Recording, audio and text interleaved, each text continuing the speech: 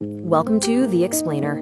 So, you're on the hunt for a new voice in horror, someone who is sharp, clinical, and just deeply unsettling.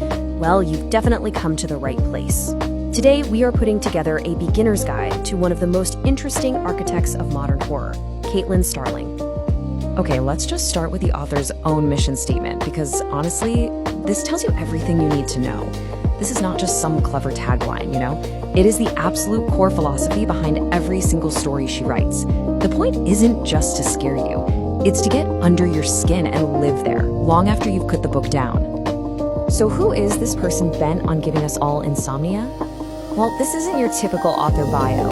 Sure, spreadsheet wrangler kind of hints at a love for detail and structure, but it's those last 2 points that really give the game away. As a narrative designer, she's literally paid to invent body parts. Think about that. That background, plus a degree in anthropology, gives her this uniquely detached, almost surgical way of looking at body horror. All right, so to help you get a handle on her fascinating work, here's what we're going to cover. We'll look at who she is, dig into her core themes, break down her unique method, check out the critical reception, and then the big one, where you should start.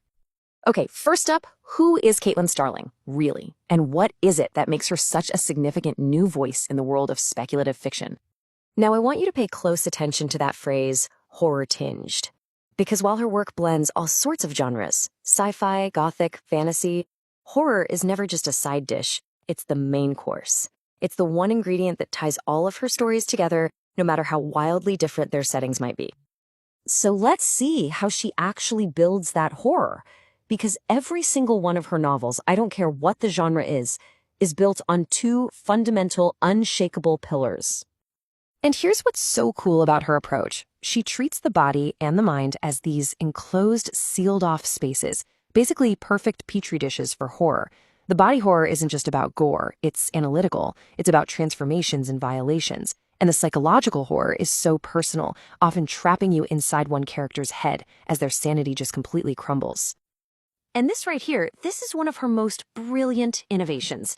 She's taken the classic Gothic idea of the big, scary, oppressive castle and dragged it right into the modern age. In her books, the hospital, the lab, the operating room, that's the new haunted castle. It's an institution with its own dark secrets and authorities you just can't trust. And wow, is it effective?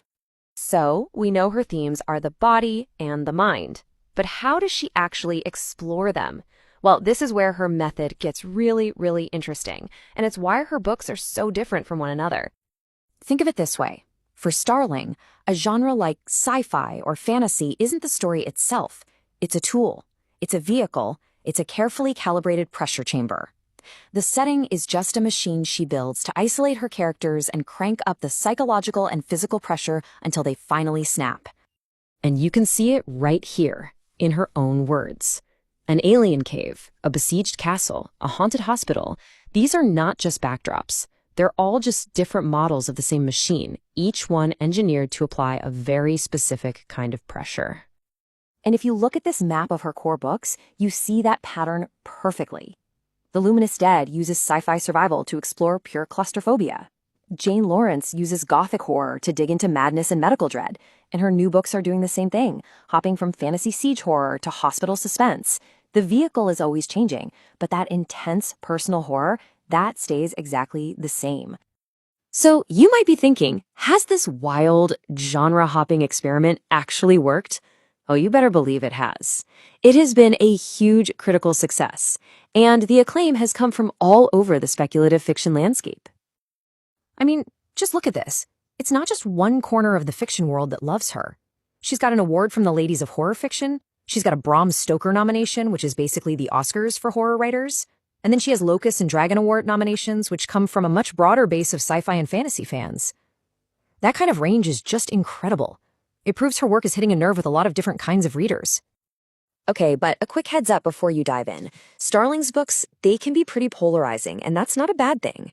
Her focus is on that slow burn atmosphere, that deep psychological tension. So if you're looking for a quick jump scare a minute kind of ride, this might not be for you.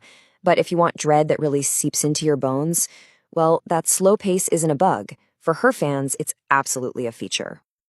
And so that brings us to the payoff. The big question. With all this variety, where on earth do you even start? Well, we've made it super simple. We've got 3 starting points for you. Just pick your favorite flavor.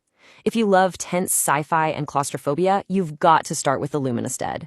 If you're a fan of classic Gothic and that medical horror vibe, grab The Death of Jane Lawrence.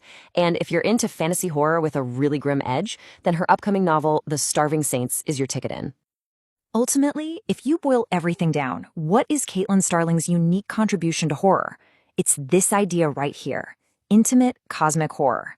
She takes that massive Lovecraftian terror, the idea that we're insignificant specks in a vast, uncaring universe, and she fuses it with the deeply personal, physical horror of your own body turning against you, your own mind betraying you. And we'll leave you with that thought because it really gets to the heart of what makes her work so powerful and so unforgettable. She forces you to ask, what's truly more terrifying?